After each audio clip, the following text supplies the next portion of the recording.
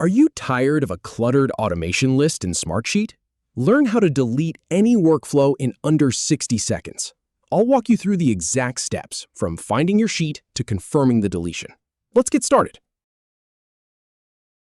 Start by navigating to the Smartsheet homepage, where you'll see all your sheets listed. Then open the sheet you want to work with by clicking on its name. Now, click on Automation in the top bar to open the Automation menu. From there, select Manage Automation Workflows to see all workflows for this sheet.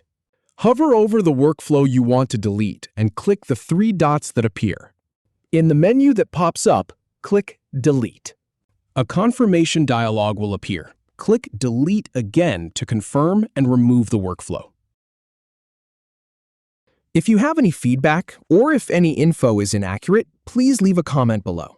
We'll do our best to answer or redo the video if needed. Thanks for watching.